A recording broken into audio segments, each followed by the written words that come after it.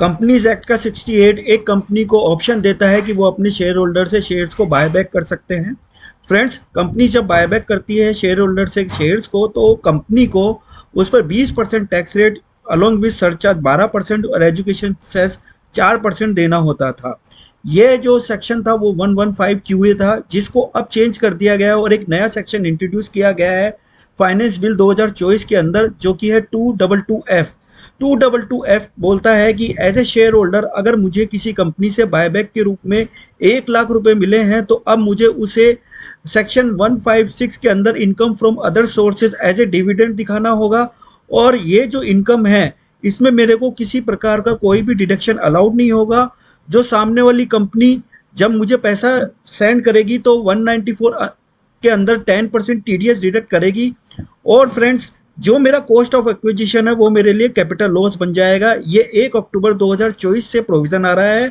Friends, ध्यान रखिए कि एक कंपनी बायबैक करती है तो उसको कंपनीज एक्ट के अंदर कम से कम 1 साल का गैप देना होता है। अब मैं इस प्रोविजन को 2024-25 की आपकी ITR फाइल करते समय क्या इम्पैक्ट पड़ेगा उसके रूप में दिखाता हूँ।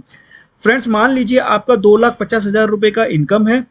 इनकम फ्रॉम अदर सोर्सेज मतलब बायबैक की जो इनकम हुई वो 4.5 लाख रुपए हुआ। अगर ओल्ड प्रोविजन से जाए तो इस 4.5 लाख रुपए का हमारा कोई लेना देना नहीं था, बट क्योंकि नया प्रोविजन इंट्रोड्यूस हो गया है, ये 4.5 लाख रुपए income from other sources as a dividend आपको दिखानी होगी।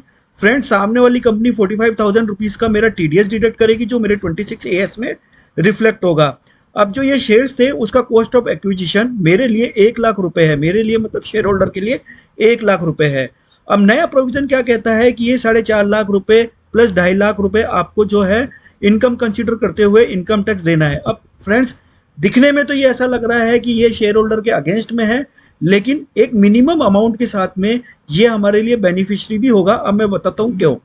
फ्रेंड्स, 7 लाख रुपए की जो इनकम है न्यू टैक्स रिजीम के हिसाब से उसमें मार्जिनल रिलीफ मिलेगा और आपको कोई भी टैक्स पे नहीं करना है।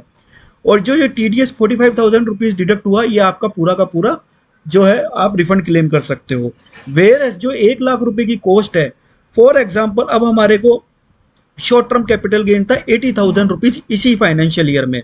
अगर मैं इस प्रोविजंस को हटा दूं तो मेरे को 80,000 रुपए पे 20% सॉरी टैक्स देना होगा, मतलब 16,000 रुपए मेरा टैक्स बनता, क्योंकि मार्जिनल रिलीफ मेरे को स्पेशल टैक्स रेट में नहीं मिल रही है। ठीक है बहन, लेकिन अब ये प्रोविजन आया, इस प्रोविजन ने क्या बोला कि जो 1,00,000 रुपए की कॉस्ट है ना, जो ये शेयर्स को एक्वायर करने में हुई है, इस कॉस्ट को आप कैपिटल लॉस मान लीजिए।